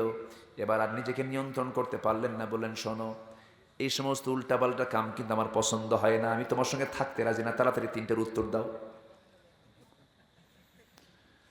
এই তিনটা প্রশ্ন যখন করা হলো, যিনি জবাব দিচ্ছেন সেই বান্দাও তো কম না, সেই বান্দা নবী নন, কিন্তু আল্লাহ তাআলা তাকে আলাদা হিকমত দান করেছেন। তিনি হচ্ছেন খিজির আলাইহিস সালাম। তিনি বলছেন, ও আল্লাহর পয়গম্বর মূসা, তুমি আমাকে যখন প্রশ্ন করেই ফেলেছো, তিনটে প্রশ্নের জবাব দিয়ে দেবো, তবে আমার সঙ্গে তোমার আর থাকা হবে না। মূসা বলছেন ঠিক আছে, তিনটে প্রশ্নের জবাব তুমি আমারে দিয়ে দাও। নাম্বার 1 প্রশ্নের জবাব হলো, যে নৌকায় আমরা পার হয়েছি সেই নৌকায় যে মাঝিটা পার করে দিয়েছে তাদের পরিবারটা খুব অসচ্ছল পরিবার, দিন এনে দিন খায়। এই নৌকা পারাপার করে যে টাকা পয়সাগুলো কামাই করে তা দিয়ে তাদের একদিন হয় না, খুব কষ্টে দিনগুলো চলে যায়। এই জন্য আমি চিন্তা করলাম কিছুক্ষণ পর জলদস্যু তারা চলে আসবে নৌকার কাছে, তারা জলদস্যুগুলো এসে নৌকাগুলো অপহরণ করে নিয়ে চলে যাবে, ছিনতাই করে নিয়ে চলে যাবে, এরা কি করে খাবে। এই চিন্তা যখন মাথায় আসলো, সেই সময় আমি করলাম কি, তাদের অগোচর আমি নৌকাটা ফুটা করে দিলাম, নৌকাটা তলায় চলে যাবে, এই কাছাকাছি থেকে যাবে, নৌকাটা ডুবো অবস্থায় থাকবে।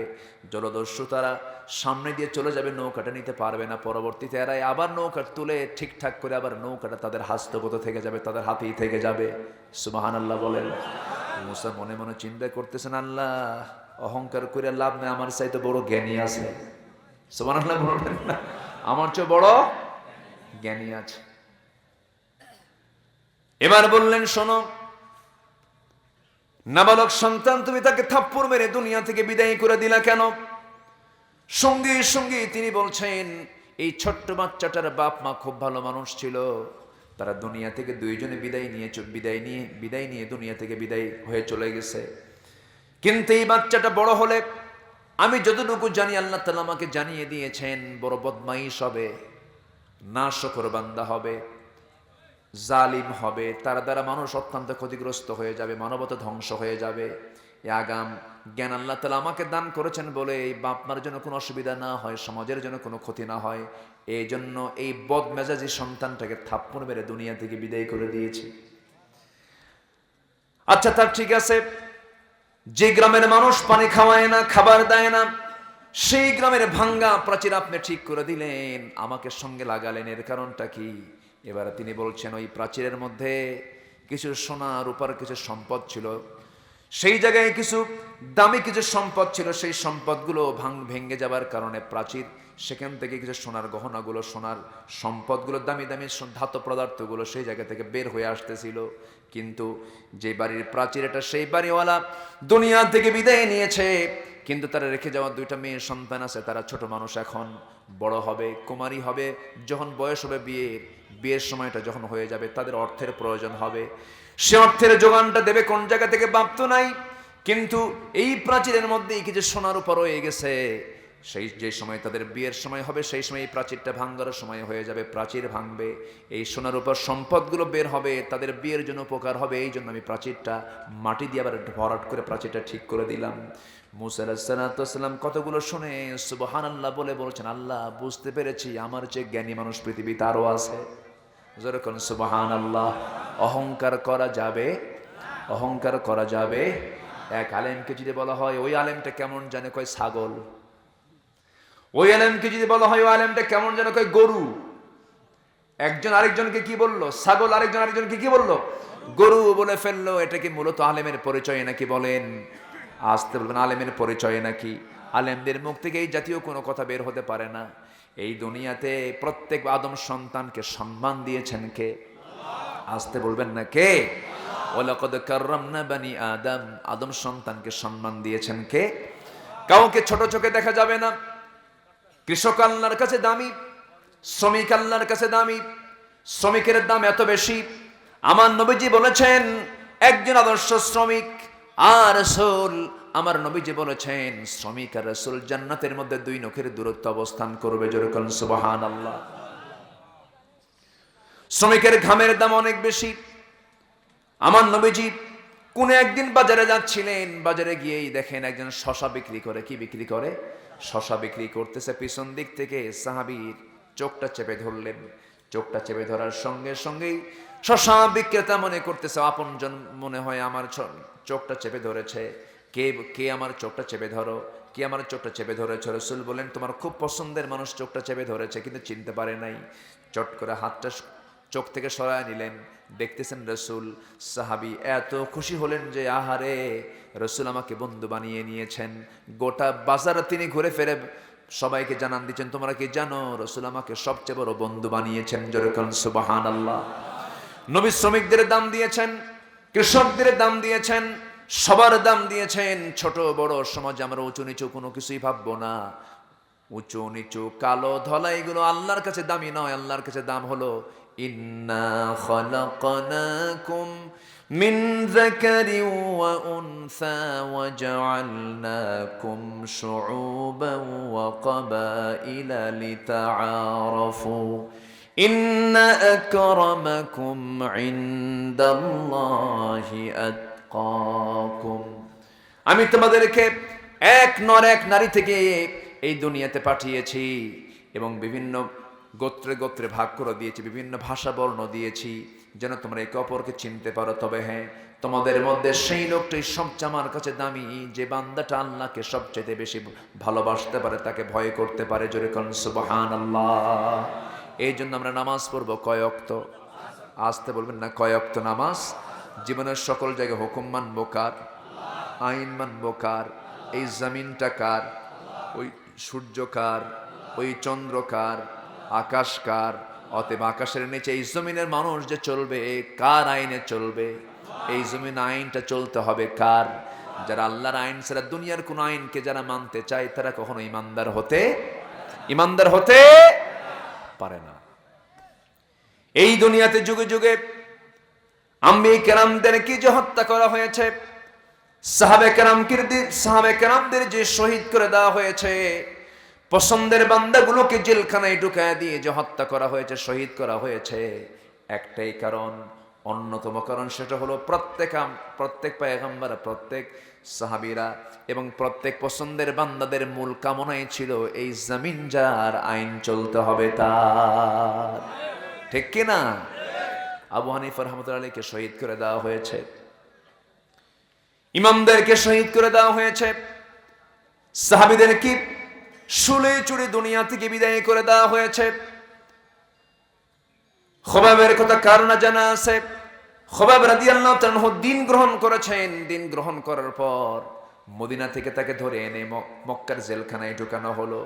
জেলখানায় ঢুকিয়ে রেখে বলা হলো, খোবাব ইসলামটা ছেড়ে দাও, আমাদের ধর্মকে আবার ধর্মের দিকে ফিরে আসো, ইসলাম তোমার বাদ দিতে হবে। এবার খোবাব বললেন, জীবন দিয়ে দেব কিন্তু বাতিল শক্তির কাছে আমি কখনো মাথা নত করবো না। জোরে বলুন সুবহানাল্লাহ। আসেন দোয়া করি নাকি? হ্যাঁ, তো 2-1 করে যে ওঠে, হ্যাঁ, ও চাপ,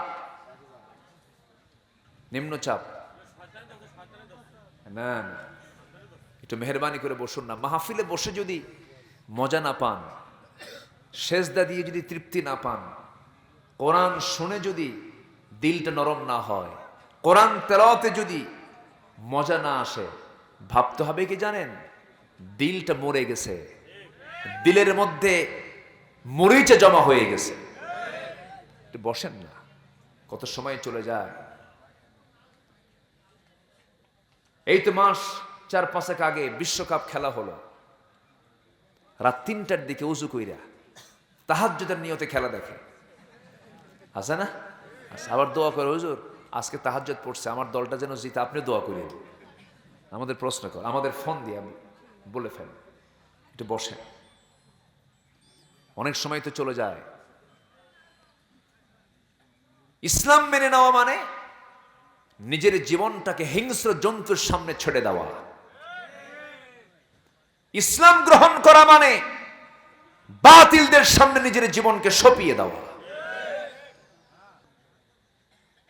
খুবাইব আল্লাহর দ্বীনকে গ্রহণ করলেন, জেলখানায় ঢুকায় বলা হলো তোর খাবার বন্ধ। তিনি বললেন তুমি আমার খাবার বন্ধ করতে পারবে না, আমার আল্লাহ আমার খাবার দিয়ে দিবেন। কি আস্থা! জেলখানায় খাবার বন্ধ, শেষ রাতের দিকে খুবাইব আল্লাহর কালাম তেলাওয়াত করেন, আর তার সামনে ফেরেশতারা এসে জান্নাতের আঙ্গুরের ছড়া ঝুলায় রাখে। একটা করে আঙ্গুর মুখের ভিতরে নেন আর আল্লাহর কালাম তেলাওয়াত করেন। 2-3 মাস খাবার বন্ধ, লোকটা বাঁচে কেমনে? সবার জানাজানি হয়ে গেল। শেষ পর্যন্ত বলা হলো খুবাইবকে আমরা শুলে চূড়া হত্যা করব, ফাঁসির মঞ্চে ঝুলিয়ে মারব। খুবাইবকে বলা হলো খুবাইব এখনো সময় আছে, তুমি কি করবে বলো? তুমি কি দিন আনবে না দিন ছাড়বে? দিন ছেড়ে দাও। খুবাইব বললেন দিন যে গ্রহণ করেছি, জীবন যাবে কিন্তু আল্লাহর দিন আমি ছাড়বো না।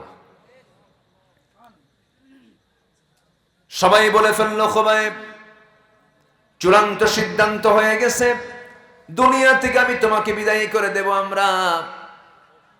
আমরা তোমার আত্মীয় হই, সর্বশেষ কোন ইচ্ছা তোমার আছে কিনা বলো। খুবাইব বলেন তোমরা আমার অন্তিম ইচ্ছা যদি পূরণ করতে চাও, দুনিয়ার কারোর সঙ্গে আমার দেখা করার প্রয়োজন নাই, দুনিয়ার কোনো খাবার খাওয়ারও প্রয়োজন নাই, আমাকে একটু ওজুর পানি দিয়ে দাও, ওজু বানায়া নামাজে দাঁড়ায় আমি আল্লাহর সঙ্গে কথা বলতে চাই। ওজুর পানি দিয়ে দেওয়া হলো, ওজু বানালেন, নামাজে দাঁড়িয়ে গেলেন। প্রথম রাকাত আস্তে আস্তে পড়লেন, দ্বিতীয় রাকাত পড়তে নিয়ে ভাবলেন নামাজটা যদি লম্বা করি, কাফের মুশরিকরা মনে মনে ভাবতে পারে খুবাইব বুঝে মৃত্যুর ভয়ে নামাজটা লম্বা করতেছে। নামাজটা তাড়াহুড়ো করে শেষ করে ফেললেন। সালামটা ফিরেই হাত দুইটা তিনি আসমান দিকে উঁচু করে বলছেন আল্লাহ তাআলা আমি মনে হয় বাঁচব না, আমি দুনিয়া থেকে বিদায় হয়ে যাব। আমি যদি দুনিয়া থেকে বিদায় হয়ে যাই আল্লাহ, আজ 4 মাস যাবত রসুলকে দেখি না, রসুলের চেহারা দেখতে পাই না, রসুলের আলোচনা শুনতে পাই না। আমি যদি দুনিয়া থেকে বিদায় হয়ে যাই, শহীদ হয়ে যাই আল্লাহ, দয়া করে আমার বিদায়ী সালামটা তুমি আমার রসুলের দরবারে পৌঁছায়া দিও। জোরে করুন সুবহানাল্লাহ। এই দোয়া যখন করে দিলেন, দোয়া সম্পূর্ণ করে কেউ তাকে টানলো না, স্বেচ্ছায় তিনি নিজে দৌড়ে ফাঁসির মঞ্চের দিকে তিনি দৌড়াচ্ছেন। সবাই বলে কেউ কি মরার জন্য দৌড়ায় নাকি? খুবাইব তুমি কি পাগল হয়ে গেছো নাকি? খুবাইব বলছে আমি মরার জন্য দৌড়াচ্ছি না রে, আমার আল্লাহ তাআলা জান্নাতের 8টা দরজা আমার সামনে খুলে খুলে দিয়েছেন। 2টা হাত 2টা পা বাঁধা হলো, ফাঁসির মঞ্চে না হলো। এমন সময় একজন কাফের এসে বলছে খুবাইব এই সময়ে যদি তোমার এই জায়গায় তোমাকে না ঝুলায়া মুহাম্মদকে যদি এই জায়গায় ঝুলাতে পারতাম খুব ভালো হতো। এই পরিমাণ খেপে গেছেন খুবাইব, কোনো জবাব দিচ্ছেন না, কিন্তু ভিতরে খেপে যাচ্ছেন। মুখের মধ্যে অনেকগুলো থুতু জমা করেছেন, অনেকগুলো থুতু জমা করে নিয়ে সজোরে এক পর্যায়ে এসে তিনি তার মুখের মধ্যে থুতুটা নিক্ষেপ, মুখ ভরা থুতু নিক্ষেপ করে বলছেন আল্লাহর কসম আমার হাত পা বাঁধানো, আমার চোখের সামনে আমার নবীর একটা পশমের ক্ষতি করবে, আমি তাকে কখনো হালে ছেড়ে দেব না। একজন কাফের এসে চট করে তার ডান হাতে মেরে দিল, হাতটা ছিটকে পড়ে গেল। বাম হাত মেরে দিল, বাম হাতটাও ছিটকে পড়ে গেল। চিৎকার মেরে মেরে হাসতেছে খুবাইব। সবাই বলছে খুবাইব রে আমরা তোমার একটা করে অঙ্গহানি করি, তুমি মুস্কি মুস্কি হাসি মারো, চিৎকার করে হাসির কারণটা কি? খুবাইব বলছেন তোমরা আমার একটা করে অঙ্গহানি করে দিচ্ছ, আর আমার আল্লাহ তাআলা জান্নাতের একটা করে হুর আমার সামনে হাজির করে দিতেছে। একজন কাফের এসে নেজা তরবারি দিয়া তার কলিজা বরাবর এমন জোরাঘাত হানল, বুক দিয়ে ঢুকি পিঠ দিয়ে বের হয়ে গেল। খুবাইব দুনিয়া থেকে বিদায় নিয়ে নিলেন। আমার নবীজি মদিনার মসজিদে সাহাবায়ে কেরামকে নিয়ে আলোকিত উম্মুল খাতিআত, মিথ্যা হলো সমস্ত পাপের জননী। এই জাতি হিসাবে আমার দেশের 18 কোটি মানুষ যে বসবাস করে, আমার দেশের মানুষ সত্য কথা বেশি বলে না মিথ্যা কথা বেশি বলে? বলেন বলেন বলেন বলেন। মিথ্যা কথা বেশি বলে। আমার দেশে মানুষ বেশি না চোর বেশি? হ্যাঁ, চোর চোর। মানুষ কোথায়? আমার দেশে জুতা চোরের শাস্তি হয়, কলমের খোঁচা দিয়ে কোটি কোটি টাকা লুটপাট করে তাদের শাস্তি হয় না, ঠিক কিনা? তাদের শাস্তি হয় না। আমার দেশে কি ছিল না? সবই ছিল, সবই আছে। আমার দেশে পাহাড় আছে, নদী আছে, খাল বিল ঝিল, সমতল পাহাড় নদী সবকিছু আছে। গ্যাসের খনি আছে, কয়লার খনি আছে, তেলের খনি, সব খনি আছে। কিন্তু সবচেয়ে বড় সমস্যা হলো মাছ মারতেছেন, মাছ রাখার যে পাত্র, সেই পাত্রে মাছ রাখতেছেন ঠিক, কিন্তু তলা নাই। কি নাই? তলা নাই। কেমনে মাছ থাকবে? ঠিক তেমনি আমার দেশের সম্পদগুলো আমার দেশের মানুষ এদেশকে এত ভালোবাসে যে সম্পদগুলো কামাই করেও দেশে রাখে না, বাইরে পাঠায় দেয়, ঠিক কিনা? এই হচ্ছে অবস্থা। জাতির শ্রেষ্ঠ সন্তান হলো মুক্তিযোদ্ধা। এই মুক্তিযোদ্ধা, প্রায় 2000 মুক্তিযোদ্ধা ভাতা গ্রহণ করছে। মাঝখানে একটা রিপোর্ট এসেছিল পত্রিকায়, যাদের বয়স হলো 52 বছর, যুদ্ধ হয়েছে কত বছর? 51 বছর। আর ওদের বয়স কত? 52। যুদ্ধ করলো কোন দিন? মারেফতের লাইনে যুদ্ধ হয়েছে। কিসের লাইনে? মারেফতের লাইনে যুদ্ধ হয়েছে। চিন্তা করেন। সম্মানিত ভাইয়েরা, সমাজকে সুন্দর করার জন্য রসুল যেমন দুনিয়ার কোন বিধান দিয়ে কোরআন নাজিরের আগে চেষ্টা করেও তিনি পারেন নাই, সমাজকে সংশোধন করার জন্য সেই নেতৃত্ব আমরা মানব যে নেতৃত্বে কোরআন আছে। যে নেতৃত্বে কোরআন নাই, সেই নেতৃত্বের মুখে আমরা জুতা মারি, জুতা মারি। কোরআনের নেতৃত্ব চান কারা কারা? হাত উঁচু করে দেখান মুসলমান।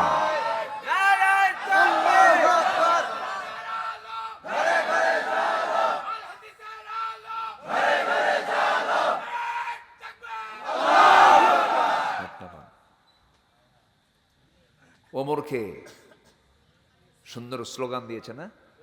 আবার এই স্লোগান অনেকের পছন্দ হয় না। অনেকে বলে এগুলো স্লোগান দেওয়া যাবে না। যারা বলে স্লোগান দেওয়া যাবে না, ওদের জানাজাও হবে না। জানাজায় আল্লাহু আকবার আছে না নাই? প্রথম তাকবীর, দ্বিতীয় তাকবীর, তৃতীয় তাকবীর, চতুর্থ তাকবীর, 4টা তাকবীর আছে। নামাজে স্লোগান আছে না নাই? আজানে স্লোগান আছে না নাই? যে স্লোগান আজানে চলে, যে স্লোগান নামাজে চলে, যে স্লোগান জানাজায় চলে, সেই স্লোগান সমাজে দিতে দেবে না যারা, ওরাই মুনাফিকের বাচ্চা। আমরা ওই কথা বলবো না, জালো জালো আগুন জ্বালো। আমরা আগুন জ্বালাবো না, আগুন নেভাবো আমরা। সম্মানিত ভাইয়েরা, রাজত্ব কারো নয়, গোটা পৃথিবীর রাজত্ব কার? কার? সে আল্লাহ বলছেন, আল্লাযী খালাকাল মাউতা ওয়াল হায়াতা লিয়াবলুয়াকুম আইয়ুকুম আহসানু আমালা। তিনি সেই মহান প্রভু যিনি মৃত্যু এবং জীবন সৃষ্টি করেছেন। মৃত্যু এবং জীবন সৃষ্টি করেছেন কেন? লিয়াবলুয়াকুম আইয়ুকুম আহসানু আমালা, যেন তিনি বুঝে নিতে পারেন তোমাদের মধ্যে কোন কোন বান্দাগুলো ভালো আমল করে যেতে পারে। অহংকারী হব না বিনয়ী হব? অহংকারী না বিনয়ী? বিনয়ী হব আমরা, বিনম্র আচরণ শিখবো আমরা। কেউ আমাকে কষ্ট দিয়ে কথা বলবে, আমি তাকে হাসি মুখে কথা বলবো, ঠিক কি না? স্বামী স্ত্রীর মধ্যে দ্বন্দ্ব লাগে না? কি লাগে? যুবকরাই বিয়ে করো নাই আবার কওয়া লাগে।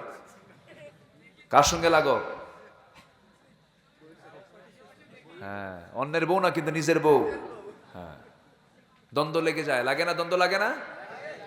এটা কম বেশি হয় না? মেয়েরা সৃষ্টি হয়েছে সোজা হারে না বাঁকা হারে? বাঁকা হারে। এই জন্য তাদের স্বভাবটা একটু কি সোজা হয় না বাঁকা হয়? একটু বাঁকা হয়।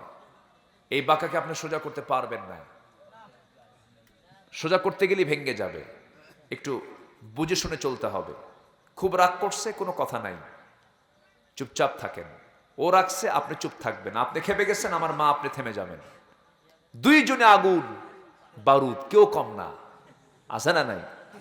রাগের ঠেলায় স্বামী কয় যা, দিয়ে দিলাম 100,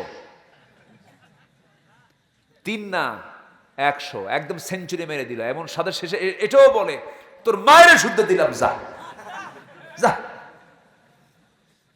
বিয়েটা শেষে আমাদের কাছে ফোন দিয়ে বলে, হুজুর দুটো মেয়ে আছে হুজুর। আছে না নাই বলেন তো? হুজুর দেখেন তো কোনো ফাঁক ফোকর আছে নাকি? সব কাম সারছে, কিন্তু ওই সময় আমারে লাগে নাই। বিয়েও করছো, তালাকও দিছো, এখন ফাঁক ফোকর খুঁজতেছে। হুজুর রাগের মাথায় তালাক দিলে কি তালাক হয়? দেখেন কি আবার ক্রিটিক্যাল প্রশ্ন করে। তো উত্তরে বলি, কেউ কি বউকে শখ করে তালাক দেয়? ময়না রাগ কইর না, তালাক। এরকম করে তালাক দেয়? আনন্দ চিত্তে কেউ তালাক দেয়? তালাক কি আনন্দের বিষয় না কষ্টের বিষয়? কষ্টের বিষয়। রাগই তো হয় এটা। অসংখ্য পরিবার তালাক দিয়ে আবার সংসার করছে, জেনার সংসার করছে, আছে না নয়? এটা একটা কিয়ামতের আলামত। এটা স্বামী স্ত্রী পরিচয় দিয়ে তারা চলবে, কিন্তু তাদের সম্পর্ক হবে জেনার সম্পর্ক। এজন্য খুব সাবধান। ইসলাম জানার দরকার আছে না নাই? তালাক বোঝার জন্য আল্লাহ তাআলা সূরা তালাক নামে একটা সূরা নাজিল করেছে। তালাকের মাসলাগুলো জানা দরকার, প্রত্যেককে সচেতন হওয়া দরকার। আমরা বিনয়ী হব, জোরে বলি ইনশাআল্লাহ। যে ধৈর্যশীল সে কখনো পরাজিত হয় না, যে রেগে যায় সে হেরে যায়। সে কি হেরে যায়। একটা মানুষকে আপনি হারানোর জন্য কিচ্ছু না, খালি রাগটা খালি তুলবেন, হেরে গেছে। কিন্তু রাগ তো তোলানো যাবে না। রাগ কি তোলানো যাবে? যাবে না। তাকে ধৈর্যশীল, তাকে ধৈর্যের কথাগুলো বলতে হবে। রেগে গেলেন তো হেরে গেছেন। ধৈর্যশীল, আল্লাহ তার সাথে আছেন। জোরে বলি সুবহানাল্লাহ। তাহলে অহংকার দেখাবো না বিনয়ী হব? বিনয়ী। সত্যবাদী না মিথ্যাবাদী? সত্যবাদী হব। নাম্বার 3 হলো, 1 নাম্বার হলো অহংকার করা যাবে না। অনেক লম্বা কথায় চলে গিয়েছিলাম। কোন নবী একটু বলেছিলেন আমি সবচেয়ে বেশি জানি? কে বলেছিলেন? মুসা। আল্লাহ তাকে কোথায় নিয়ে চলে গেলেন দেখেন, শিক্ষা দিয়ে নিয়ে চলে আসলেন। আল্লাহ নবীদেরকেও শিক্ষা দিয়েছেন। আমার নবী কি 3টা প্রশ্ন মক্কার কুরাইশ ইহুদি আলেমদের কাছ থেকে নিয়ে তারা এই 3টা প্রশ্ন করেছিল। আসহাবে কাহাফ কারা, এরপরে জুলকারনাইনকে, এই জাতীয় 3টা প্রশ্ন যখন তাকে করা হলো, এবং রূহটা কি, ইয়াসআলুনাকা আনির রূহ, যুলকারনাইন, এবং ইয়াসআলুনাকা কি আরেকটা প্রশ্ন হলো আসহাবে কাহাফ কারা ছিল। আম হাসিবতা আন্না আসহাবাল কাহফির রাকিম কানু মিন আয়াতিনা আজাবা। এই 3টি প্রশ্ন যখন করা হলো, রাসূল বললেন তোমরা আমাকে যে প্রশ্নগুলো করেছো এই প্রশ্নের জবাব আমি আগামীকালকে দেব, কিন্তু ইনশাআল্লাহ বলেন নাই, বলে গেছেন। আল্লাহর ওহী নাজিল করেন না। দীর্ঘদিন পর যখন ওহী নাজিল হলো, আল্লাহ তাআলা বলছেন ওয়ালা তাকুলান্না লিশাইইন ইন্নী ফাআইলুন যালিকা গাদান ইল্লা আন ইয়াশা আল্লাহ। হে রাসূল, আপনি কোনো কাজ করতে গেলে, যে কোনো কাজের সিদ্ধান্ত নিতে গেলে আপনি কখনো এমনি এমনি বলবেন না আমি এই কাজটা করব, সঙ্গে লাগায় দিবেন ইনশাআল্লাহ। আমার নবীকে আল্লাহ তাআলা শিক্ষা দিয়েছেন, নবীদের কোনো কিছু হয়ে গেলে আল্লাহ তাআলা সঙ্গে সঙ্গে শিখায়া দিয়েছেন অহংকার করা যাবে না। তাওয়াক্কুল করব আমরা কার উপরে? আল্লাহর উপরে। নাম্বার 2 হলো মিথ্যা কথা বলা যাবে না। এই পৃথিবীতে একজন মানুষ জীবনে কখনো মিথ্যা কথা বলেন না, সেটা কার নবী? আমার নবীর জীবনে কোনো মিথ্যা কথা নাই। আমরাও কোনোদিন মিথ্যার সঙ্গে যাব না, জোরে বলে ইনশাআল্লাহ। নাম্বার 3 হলো লোভ করা যাবে না, অবৈধ লোভ করা যাবে না। সম্পদের লোভ সবার মধ্যে আছে, থাকবেই, কিন্তু অবৈধ পন্থা অন্য কোনো সম্পদ হস্তগত করা যাবে না। অন্যের পুকুর দখল করা যাবে না, জমি দখল করা যাবে না। আমার এক বন্ধু ইংল্যান্ডে 10 বছর ছিল, দেশে আসছে। 10 বছর পরে তার একটা জায়গা ছিল দেশে, সেই জায়গার উপর আরেকজন বিল্ডিং বানাইছে, সে জানেই না। এসে বলতেছে ভাই জায়গাটা আমার, আপনি আমাকে না বলে এই জায়গায় আপনি 3 তলা বিল্ডিং তুললেন। জবাবে বলতেছে ভাই আমি কি আপনাকে বলছি কখনো জায়গাটা আপনার না? জায়গা আপনার হতে পারে, কিন্তু বিল্ডিং তো আমার। আছে না নাই বলেন? জায়গা আপনার, বিল্ডিং তো আমি নিজের টাকা খরচ করে বিল্ডিং বানাইছি, জায়গা আপনার হতে পারে। এরকম ভূমিদস্যু আছে না নাই? চোর ডাকাত আছে না নাই? এরকম লোভ করা যাবে না। নিজের বউ কামনা করবেন, আপনি নিজের বউয়ের দিকে আপনি তাকাবেন, সওয়াব পাবেন, কিন্তু নিজের বউয়ের দিকে আপনার কোনো টান না খেলে অন্যের বউয়ের দিকে টান, এদিকে জায়েজ না হারাম? জায়েজ না হারাম? হারাম। এই তিনটা জিনিস যদি কোনো বান্দার ভিতরে চলে আসে ধ্বংস হয়ে যাবে, আর এই তিনটা বাদ দিয়ে যদি বান্দা চলতে পারে সে জান্নাত পেয়ে যাবে। যুবকরা, তোমার রিজিকটা ডাবল ডাবল হয়ে যাবে। তিনটা কাজ করবা। নাম্বার 1 হলো জীবনের একমাত্র কাকে ভয় করবা? আল্লাহকে। 5 ওয়াক্ত নামাজ রিজিক বাড়ায় দেবে, জোরে বলে সুবহানাল্লাহ। নাম্বার 2 হলো এই পৃথিবীতে আল্লাহর পরে সবচাইতে বেশি দাম নিজের বাপ মাকে দিবা। বাপ মার পাটা জড়িয়ে ধরে বলবা, বাবা আমার জন্য দোয়া করো, মা আমার জন্য দোয়া করো। পৃথিবীর কোনো দরবার লাগবে না, তোমার মার দোয়া তোমার রিজিকটা ডাবল বানায় দেবে, জোরে বলে সুবহানাল্লাহ। নাম্বার 3 হলো সময় যদি হয়ে যায়, বয়স যদি হয়ে যায়, প্রয়োজন যদি মনে করো না আমার যৌবনটা নষ্ট হয়ে যাচ্ছে, আমার চরিত্র নষ্ট হয়ে যাওয়ার সম্ভাবনা আছে, কোনো কথা নাই, পরিবারকে বলে দিয়া তুমি বিয়ে শাদী করে নিবা, তাড়াতাড়ি বিয়ে করবা। এই তিনটা কাজ যুবকরা যদি করতে পারো, তুমি বিয়ে করবা, বরকত দিবেন কে? বিয়ে করলে একজন কয়জন হয়? একজনে কয়জন হয়? রিজিক দেওয়ার দায়িত্ব কার? আল্লাহ তাআলার। এই পৃথিবী এই বাংলাদেশের কথাই বলেন, যারা বড় বড় মিলিয়নার বিলিয়নার হয়েছে, বিয়ের আগে না বিয়ের পরে? বিয়ের পরে হয়েছে। বিয়ের পরে বরকত কমে না, বাড়ে, বেড়ে যায়। বিয়েটা করে নিবা যুবক। হয়তো মনে মনে কোন যুবক মনে মনে চিন্তা করতেছে, হুজুর বিয়ের কথা তো বলেন, আব্বার কাছে বলাই যায় না। দেখছেন ঠিক? কে কইল এটা? ওর পক্ষে গেছে না? হ্যাঁ, ভালো। যে যুবক বিয়ে করতে চায় তার চরিত্র ভালো, আর যে যুবক বিয়ে করতে চায় না ও বাইপাস মারে, ও বদমাইশ। আছে না নাই? যে বিয়ে পাগল তার চরিত্র ভালো, তার চরিত্র কি ভালো। আর কিছু কিছু যুবক আছে 40 পার হয়, 45 পার হয়, বিয়ে করো, কি করে খাওয়াবো? আছে না নাই? আছে না নাই? 45 পার হওয়ার পরে বলে কি করে খাওয়াবো? আছে না? এরকম আছে না নাই? আছে। এগুলো করা যাবে না। স্ট্যান্ডার্ড এজ হলো 25 বছর। বিয়ে করেছেন মুহাম্মদ সাল্লাল্লাহু। এদেশে এরকম বহু শিক্ষিত আছে 50 পার হয় তাও বিয়ের সময় হয় না। 52 বছরে বিয়ে করে, 60 বছরে বাপ হয়। 60 বছরে বাপ হওয়ার পর বাচ্চাটি নিয়ে যখন রাস্তায় হাঁটে তখন লোকজন বলে, এই ছেলে এটা তোমার দাদা না নানা। কথা বোঝেন না? এগুলো করার দরকার নাই। ওর চাইতে গ্রামের সাধারণ মানুষ অনেক ভালো আছে। 20-22 বছরে বিয়ে করে, 40 বছরে মেয়ে বিয়ে দিয়া নাতিপুতি হয়ে যায় দাদা আর মহাদাদা। সবকিছুকে স্বাভাবিক করব আমরা। রিজিক দেওয়ার মালিককে। কখনো লোভ করা যাবে না, কখনো অহংকার দেখানো যাবে না, কখনো মিথ্যা কথা বলা যাবে না। এই তিনটা যদি আমরা বাদ দিয়ে দেই, আমার জন্য আপনার জন্য জান্নাত হয়ে যাবে ইনশাআল্লাহ।